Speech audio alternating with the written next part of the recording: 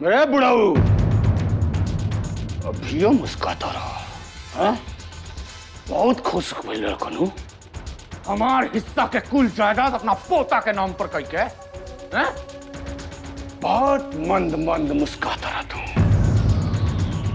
लेकिन एगो बात याद रखो, तहारी मुस्कान सारा हवा हो जाए। काहे कि तहार पोता पैदा भइला के बाद भी इस सारा जायदाद ठाकुर निर्भय सिंह के हाथ में रही।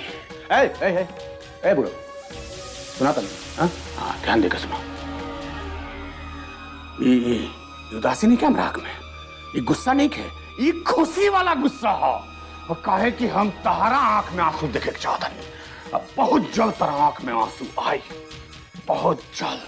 आइए फ्रेम में बैठल बैठल तू सिसक के रोबा। देखो देखो, इस सारा प्रॉपर्टी पर जर्रा जर्रा पर ठाकुर निर्भय सिंह का नाम लिखल बा। कुछ नहीं कर सकत, कुछ नहीं कर सकत।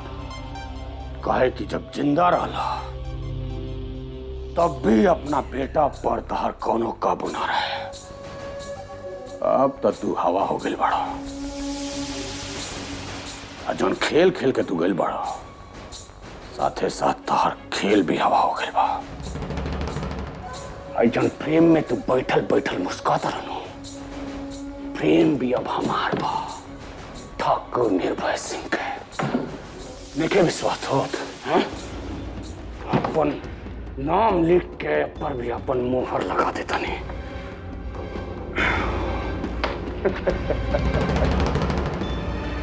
अरे बड़ा ढीठ बड़ा हो बुढ़ा, ये बेकार बा। मुनीम, पहन लिया, पहन लिया। अब देखो, ठाकुर निर्भय सिंह। अब भाई, अब तू जानी प्रेम में बैठल बड़ा नो, ये प्रेम भी ठाकुर निर्भय सिंह के हो। सरकारी का करता रे? क्यों देख ले तो का कहे? अबे चुप! देख ली क्यों तो का करी रे? हैं? का कही? हमार का बिगाड़ ली? हमार अपन बाप हमारे इस वक्त कुछ नहीं कर बिगाड़ सका। तो दुनिया का बिगाड़ी रे? हैं? जर्रा जर्रा पर देख, उधर मुंडी काट, दीवार पर, फोटो फ्रेम पर, टेबल पर, पूरा जायदाद पर ठाकुर निर्भय सिंह का हक है। सुन ला, ठाकुर निर्भय सिंह हमरा साथे खेल गया। अपन सगा औलाद के साथ है।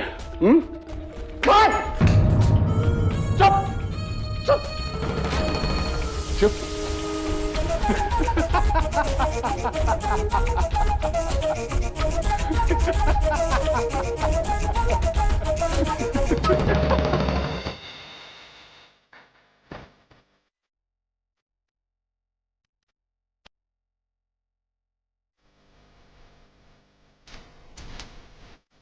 अरे तू यहाँ का करत बाड़ा? जा यहाँ से बबुआ, तहरा के मालूम नहीं के बा एजा मेहरारू लोग बैठल बाड़ी।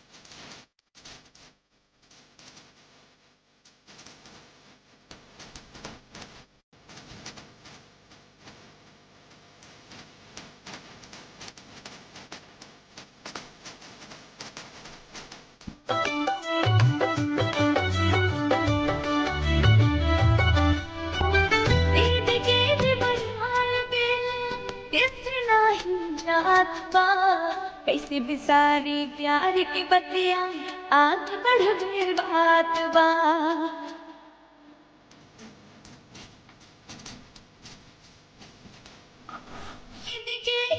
हाल मेरा दिल से ना जात बा।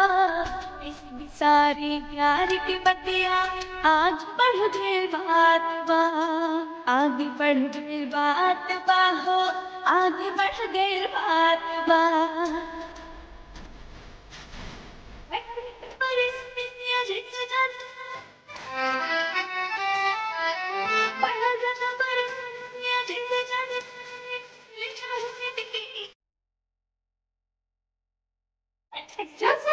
लड़ गई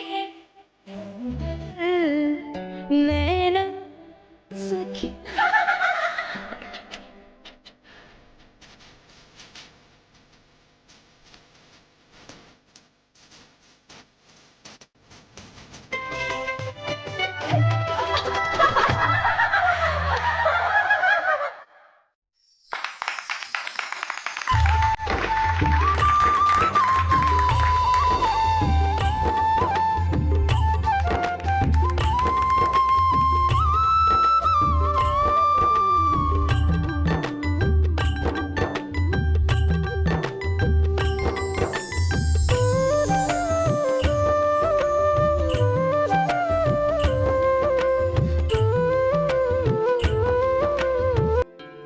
प्रणाम गायत्री बहन।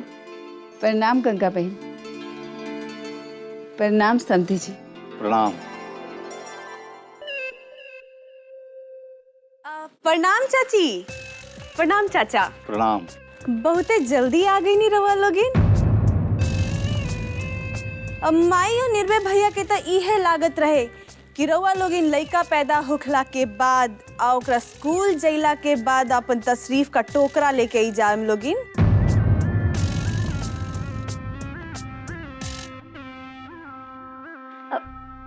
कैसन बाड़ू बिटिया? कैसन होखे के चाही। अब भौजी तो दिन भर सुतल रहेली तो हम ही नु सब काम संभारे नी। अब करत करत हमार बाडी दुखा गई बा, कंधा से लेकर गोड़ तक ले। सुमन बिटिया, तहरा के आशा के केसर वाला दूध पियावे के बा ना? जा ओई जा कुर्सी के नगीचे बैठा। आशा अबही आवत हुई है।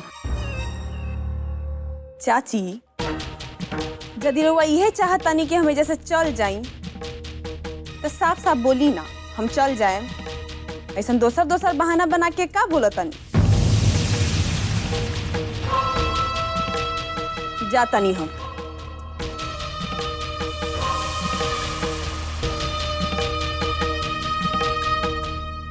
गंगा बहन, समधी जी सुमन के बात के बुरा ना मानी। ऐसन कोनो बात नहीं है गायत्री बहन। अरे हमनी के सुमन के स्वभाव अच्छे से जानीला। हमनी के तो बस यही चाहनी कि हमार आशा बेटी खुश रहे और एक लड़की के माँ बाप के कहा चाहिए। गंगा बहन भीतर आई। समधी जी रउआ लोगन खातिर आंगन में नाश्ता रखल बा। वैसे हमार बिटिया कहाँ बा?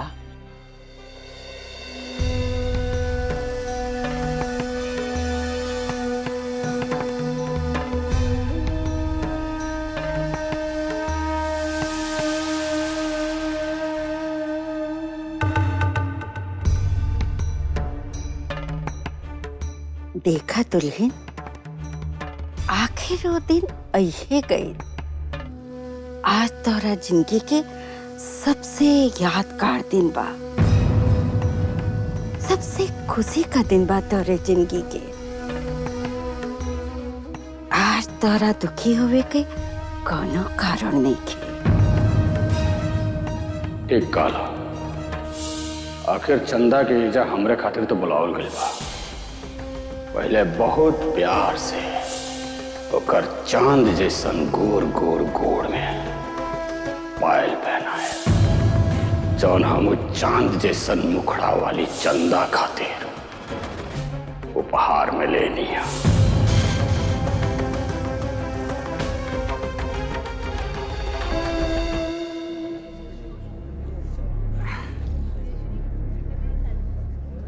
ई कहा बेटा? पालना हा 2 दिन पहले ऑर्डर देले रहनी बुझाई। पूछा था हमरा से के कातना के पालना चाहिए। हम कहनी जौन तारा में सबसे महंग बना उहे देखावा तो ई ले लेनी माई। अरे अपन भगिना आवेला बा करो मजाक बका। दीदिया देखी तो खुश हो जाई ना। दरोगा, तोरा के पता नहीं के बा कि बच्चा हुए से पहले पालना वाला देवे से अपशगुन होला। अरे आशा के ससुराल वाले देखिए तो ओकरा के कुर्सियां ताना दी ओकरा के। अब खड़ा खड़ा का हुआ कुछ सोचा? अरे कौनो अपशगुन ना होला माई। ये लोग ना दीदिया के दुख देवे के कोनो बहाना चाहिए बस। और ई कहानी के सोचत माई, दीदिया देखिए पलना के तो देख देख के कितना खुश हुई है। कैसन बड़ा दरोगा भैया? ठीक, तू कैसे मारू? हम ठीक बनी। अच्छा भैया, हम ये उपहार के सब उपहार के संगे रख देता है। हाँ ठीक। तनी वजह रखे में हमारी मदद करा दी। आजा आजा आजा। एक बार चल भाई। गंगा बहन, दरवाजा बंद करा, रस्म शुरू कैल जाए। हाँ।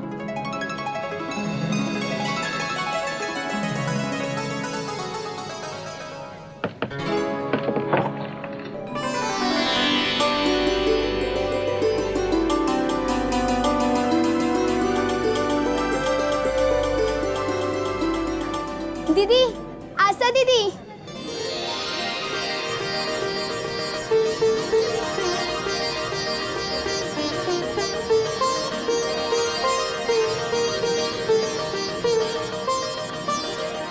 दुल्हन तनी धीरे धीरे चलिया। जौन सिक्कवा पड़ल बा ओकरा पे गोड़ धइ के आगे बढ़ा।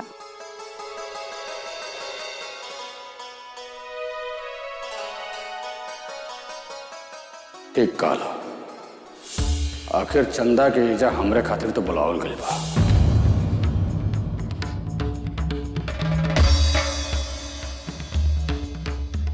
पहले बहुत प्यार से ओकर चांद जैसन गोर गोर गोड़ में पायल पहना है।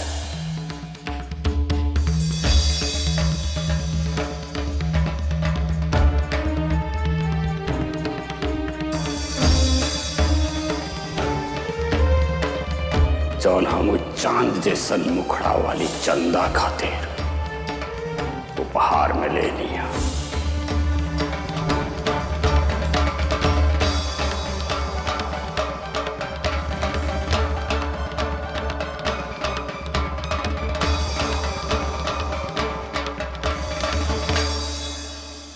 आशा दीदी प्रणाम।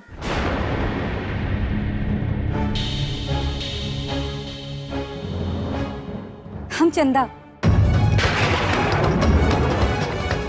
आखिर चंदा के एजा हमरे पहले बहुत प्यार से ओकर चांद जैसन गोर गोर गोड़ में पायल पहना है।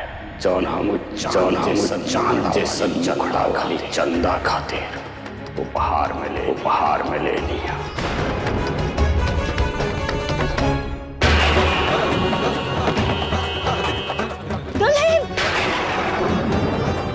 भौजी,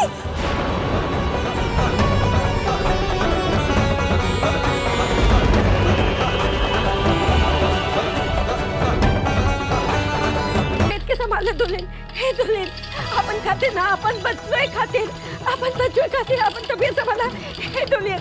हाँ सगे कुछ न हो। दीदी तारा कुछ नहीं दीदी, हौसला रख दीदी। ए माई देखना। ए दीदी कुछ बोलना दीदी। जल्दी इमरजेंसी वार्ड में भेजे की पड़ी।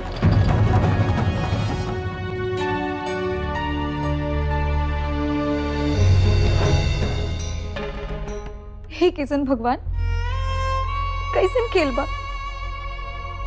जब आशा दीदी से मिले के मौका मिलल तो एक कुल हादसा हो गए।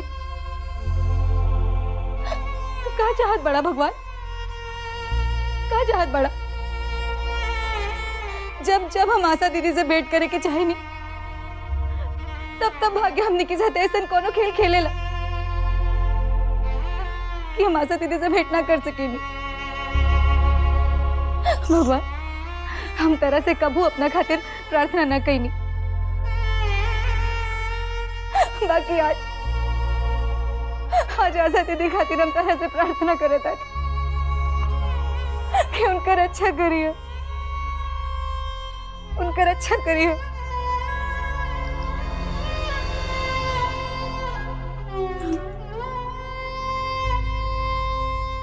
बबुनी ये कुल का आशा दीदी से मिले के हमारे कितना हार मान रहे, और जब उनकरा से मिलनी तो ये सब कुल हो गई।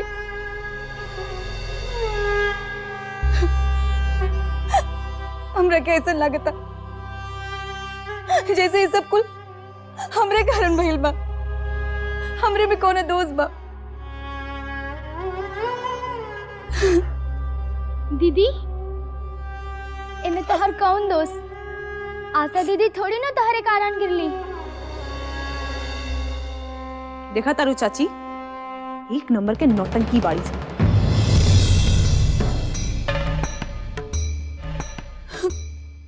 कुसुम हमरा के बहुत बेचैनी हो रहा बा।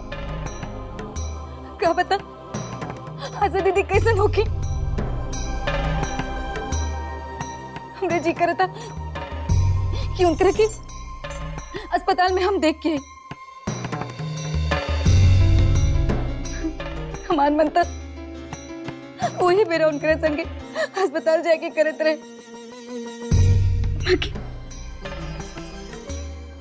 जब तोहार इतना मन करा था दीदी उनकरा के देखे खातिर, तो जानू अस्पताल कौन बड़ा दूर बा, नजदीके तो बा। दीदी जा जा दीदी जा।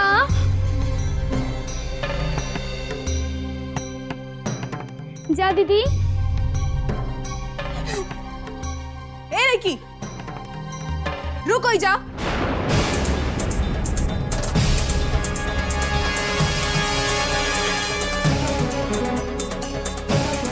कोनो मदारी के खेल हो रहल बा का? जन अस्पताल में भीड़ बढ़ावे जाता रू, कोनो जरूरत नहीं हो जा जाए के। घर में रहा और काम धाम देखा। मुझे ढेर लोग बा भौजी के संभाले खातिर। तू ओइजा ना जेबू।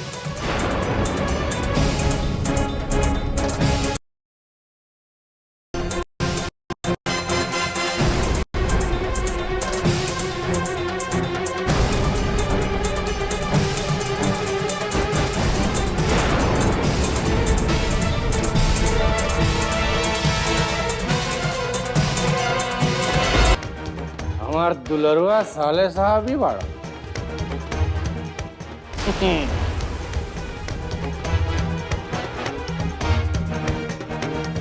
काल बा बहन तार फर्स्ट क्लास बड़ी हूँ।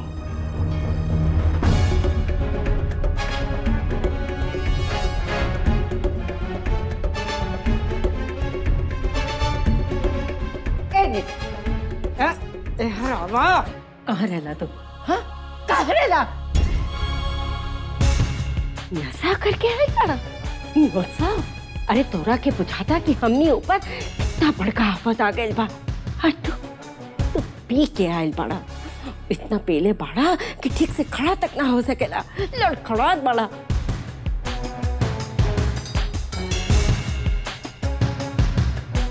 तेरे पास दिमाग नहीं कहेगा?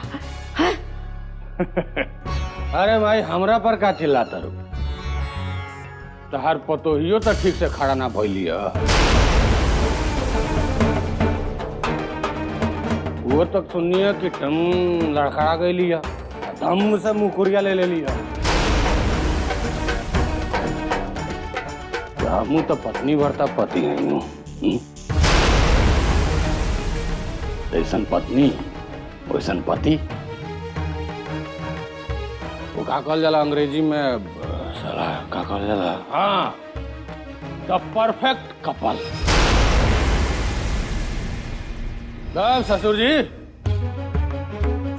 एक बोलनी नु, अंग्रेजी तो आवेला नु तारा।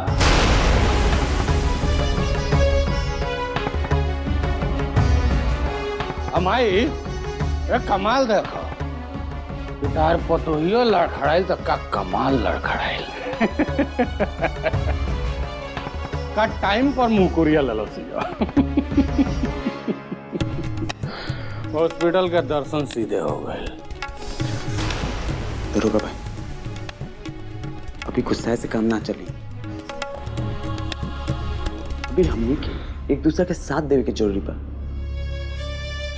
यही से कहता नहीं भाई, अभी चुप रहा, बात मानो।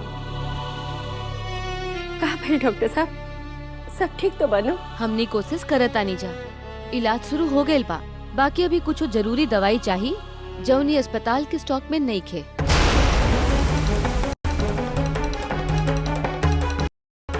तो डॉक्टर साहब लिख के दी ना, हम अब ये दवाई बाहर से ले आए। वो एजा ना मिली, ओकरा खातिर शहर जाए के पड़ी। बाकी शहर से लाए में तो टाइम लग जाए। वो बहुत जरूरी बा आशा खातिर। वो दवाई से जल्दी ठीक होइए, काहे कि यदि ओकर हालत बिगड़ गए तो हमनी के ओकर ऑपरेशन करे के पड़ी। बाकी 7वां महीना में ऑपरेशन बहुत खतरनाक होला, यही से ई दवाई बहुत जरूरी बा। डॉक्टर साहब लाइट चिप लाइट बड़की भाई हाँ जल्दी से जा। माधव हमू चलता नहीं साथे। ना भैया, तू यही जा रुक। क्या कि भौजी जब आंख खोली ना तो सबसे पहले अपन भाई के देखे के चाहिए। यही से भैया तू यही जा रुक। हाँ एकदम राइट। अपना बहन का ख्याल रखा। दुलरुआ भाई पति ससुरा गल बाहर में। हाँ का भाई? हम कबो ई बात नहीं समझ सकत कि जौन घर में निर्भय जैसन जालिम आदमी बा, उहे घर में माधव जैसन दयालु और नेक इंसान रहत बा।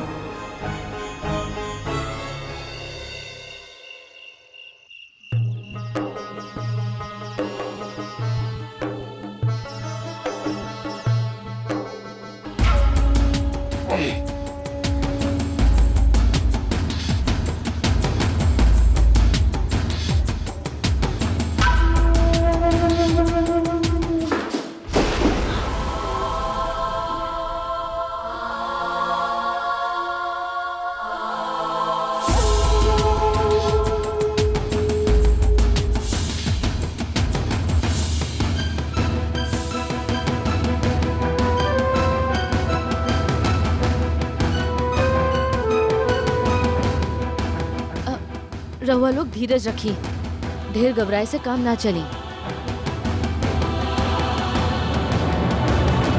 हम रहुआ लोगन के अभी कौनो जवाब ना दे पाई।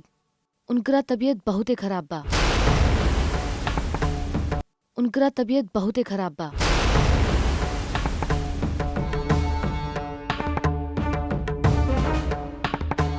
इतना सीरियस केस डॉक्टर लोगन के भी बहुत ही कम देखे के मिलेला। उनकर पति के हवन? हाँ मैं उनकर पति। हमरा उनकरा पति से अकेले में बात करे के बा। बोला। चला। हमू चलता नहीं। ना सुनला ना हो कि डॉक्टर साहिब के आशा के पति से मिले के बाद भाई से ना। चला निर्भय।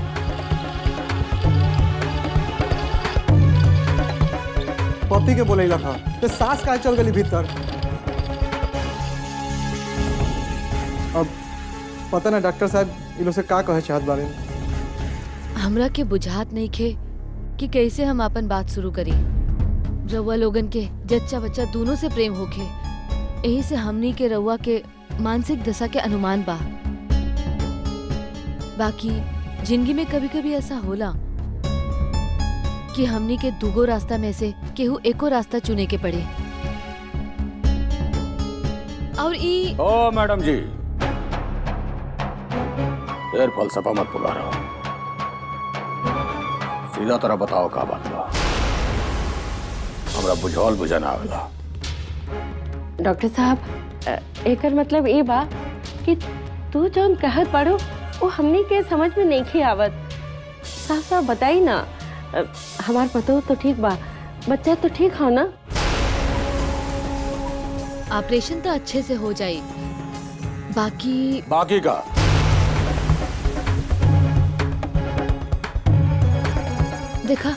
देखा हालत तो बहुते खराब बा और हमरा के लागत बा कि ऑपरेशन के बाद जच्चा और बच्चा में से कौनो एक ही की जान बच पाई।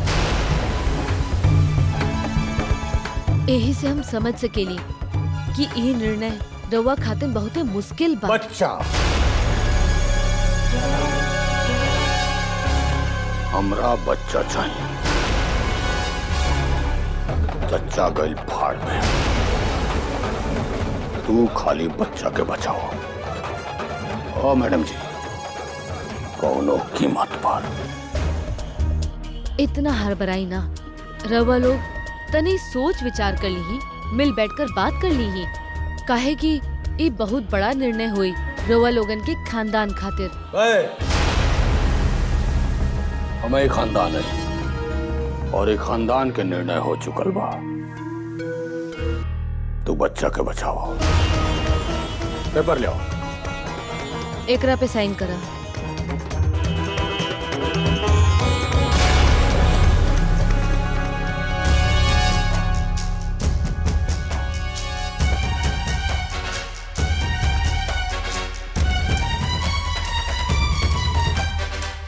हमरा विश्वास नहीं की होत। डॉक्टर साहब, वो का बात हो ना कि ये बच्चा हमने के जिंदगी बा, अब फिर माई के का बा। अरे माई लोग तो अपन बच्चा खातिर जान देवे ले, अब फिर ये माई तो अपन जिंदगी जी लेलस ना। तो वो सोचते अगर माई बच जाती और बच्चा मर जात तो माई तो बच्चा का मरण मुंह देख के वैसे ही मर जात। हम अपन दुल्हन के जाने ले, अगर रघुआ ओकरा से पूछते कि के बचाई तो वो ये कहत ना कि बच्चा के बचा ले। ऐसे हम तो अपन दुल्हन की इच्छा पूरा करत बानी सर। ऐसे डॉक्टर साहब जैसा हम कहनी है वैसा नहीं करा। कौनो कीमत में माई के छोड़ के बच्चा हमने के दे दे। ये बच्चा हमने के हर चीज से ज्यादा जरूरी बा। जैसन रउआ के ठीक लागे। हमनी के बच्चा के बचाए के पूरी कोशिश करी, बाकी इमे खतरा बहुत बा। तो उठा ले खतरा, उठा ले, कोनो बात नहीं है। अच्छा, अपन काम शुरू करी।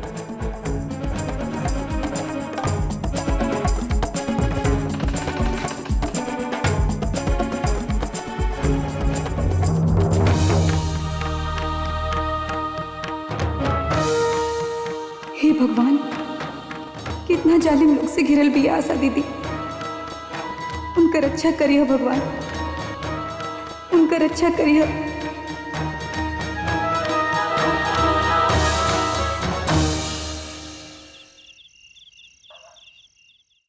ए डॉक्टर बेटा, हमरा ये नहीं के बुझात कि हमने कितना जल्दी हवेली के छोड़ के काहे जाता नहीं जा।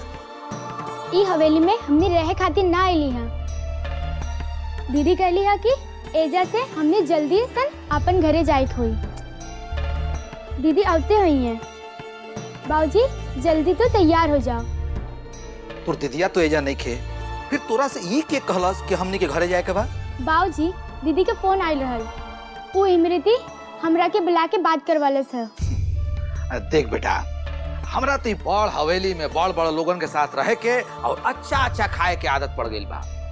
अब हमार बस चली ना तो जिंदगी भर हम यही जे रह जाए। बाबूजी दीदी अस्पताल से आते हुई हैं, यही से उठा और हमरा सामान समेटे में मदद करा। अरे बेटा, चंदा के वापस आए में बहुत टाइम बा, बुझा गईल। और रात देख कितना हो गईल बा। अब रात के वक्त दूधू को जवान लड़की के लेके यात्रा कर बड़ा मुश्किल बा बेटा। रास्ता में बानर आकर पकड़ लिए तो बेटा हम तो बुढ़ा गए बानी, कैसे छुड़ाए वो बनरन से है? बता। ऐसे कहा था नहीं बेटा कि आराम से 2-4 दिन बाद चलल जाई, ठीक ना? घबराइला का जरूरत बा है? वो सब कुछ ना, अब जाई तो नहीं जाई, जाके बैठेगा मैं देख ली। हमनी के कौनो सामान तो छूट नहीं के गई। अब जाई बाबूजी, बाबूजी जा। ठीक बा बेटा, सब घबराइले रहली सन, ज्यादा नहीं का कइले सन। हमार बेटी जिंदगी भर तोहर सेवा कैलस, तोहर पूजा कैलस भगवान, फिर काहे करतड़ा ऐसन अन्याय ओकरा साथे? कृपा करा भगवान, रक्षा करा। हे सीता मैया, तू तो अग्नि परीक्षा से गुजरल वालू ना, तोरा के पता बना एक औरत का अग्नि परीक्षा से गुजरल कितना कठिन होकेला। और आज हमार बेटी आशा भी वह परीक्षा से गुजरत पड़े। एक बेर ना कई बेर वो ऐसन परीक्षा से गुजरल। हे सीता मैया, हम ओकरा और सजा मत दा। हम हाथ जोड़ के होकर जिंदगी के सुख शांति मांगतानी।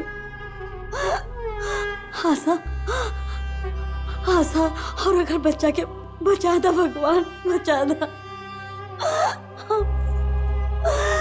हम अजरा फैला के तोरा से भीख मांगतानी, भीख मांगतानी। चाहे एक ने बदले हमार जिंदगी भी ले ला, हमार जिंदगी भी ले ला।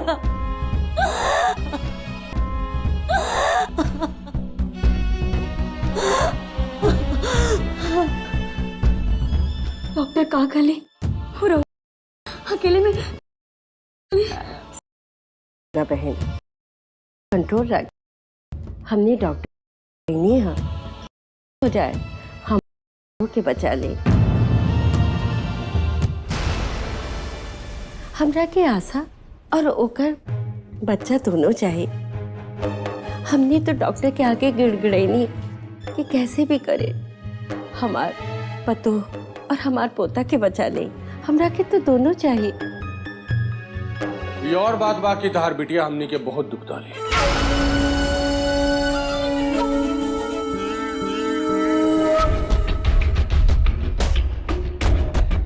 लेकिन हम अपना जिम्मेदारी से जीना चाहते।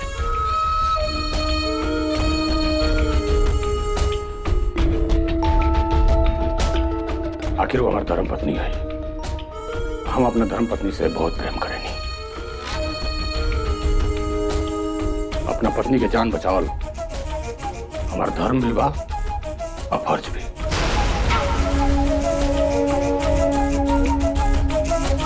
ठीक कहत बाड़ा निर्भय। आशा जॉन समझे, बाकी हमने आशा के बेटी जैसा प्यार देने, माई का प्यार और दुलार देने,